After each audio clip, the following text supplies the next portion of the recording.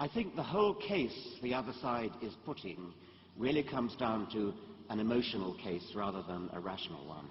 In today's debate, we on the affirmative side are going to defend two main contentions. First, that if God does not exist, then the universe has no purpose. And secondly, if God does exist, then the universe does have a purpose.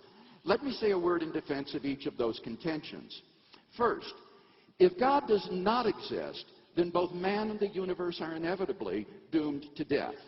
Man, like all biological organisms, must die. And the universe, too, faces a death of its own.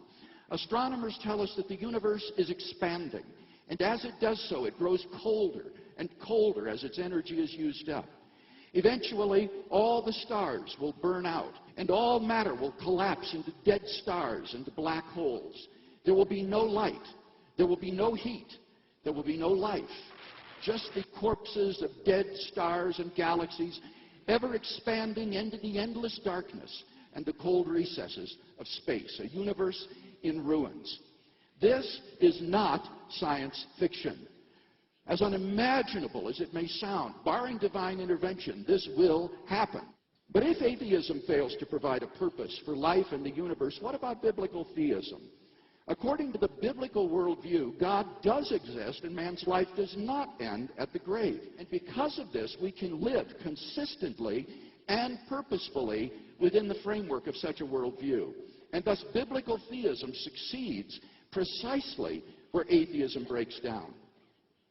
Now, I'd be the first to say that none of this proves that God exists. I'd be the first to say that none of this proves that God exists. None of this proves that God exists. None of this proves that God exists. None of this proves that God exists. None of this proves that God exists. None of this proves that God exists. William Lane Craig seemed to think that it would be so intolerable, so disagreeable that we are doomed to death, that the universe is doomed to death. Somehow playing on the heartstrings, playing on the emotions. It's not nice to think that we're all going to die. It's not nice to think that the universe is going to die a heat death and that everything is going to come to an end. It's not nice to think that everything is meaningless. None of this proves that God exists. And therefore, somehow that must prove that there is purpose in the universe, that there is some sort of top-down supervising God. I'd be the first to say that none of this proves that God exists. It all depends. I think the whole case the other side is putting really comes down to an emotional case rather than a rational one. An emotional case rather than a rational one. Time doesn't permit me to develop in my opening statement a case for theism. Let me simply list the arguments which I have defended in my published work.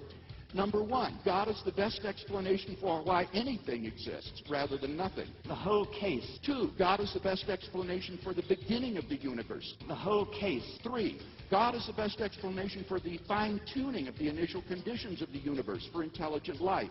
The whole case the other side is putting. Four, God is the best explanation for the existence of objective moral values and duties in the world, including evil. What arguments did Professor Ridley give to show that God does not exist? The problem of evil. Evil is a departure from the way things ought to be. If there is a way things ought to be, then there must be some transcendent design plan or purpose. Hence, evil is actually evidence that God does exist. The whole case. Five, the very possibility of God's existence entails that God exists. The whole case the other side is putting. If you're interested in a detailed discussion of these arguments, time is out. I'm sorry. See my book, Reasonable Faith. The whole case the other side is putting really comes down to an emotional case rather than a rational one. David Wolpe's argument from the comprehensibility of the universe.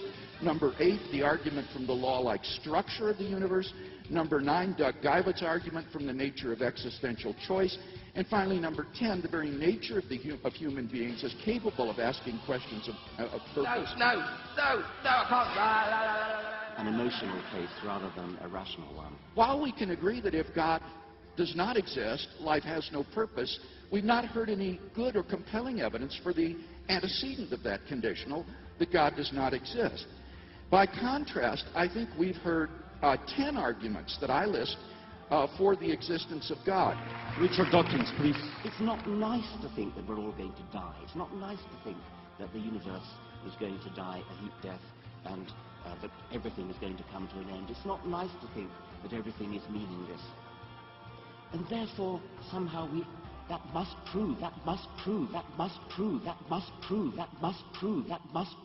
there is purpose in the universe. Now, I'd be the first to say that science proves that God exists. Now, Mr. Craig, I'm convinced that people attack atheism, at least tonight, primarily for emotional rather than rational purposes. Not your fault but mine, and it was your heart on the line. I really fucked it up this time, didn't I, my dear? Didn't I, my dear?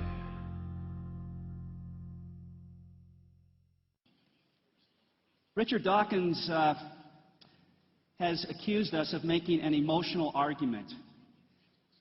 But I believe that his presentation is especially emotional. He has not argued that God does not exist. Thank you. He has not shown that any of the arguments we presented here today are fallacious. Rather, he has simply dismissed the idea of God as pathetic. Time out, I'm sorry. That's emotional. Thank you. Thank you very much.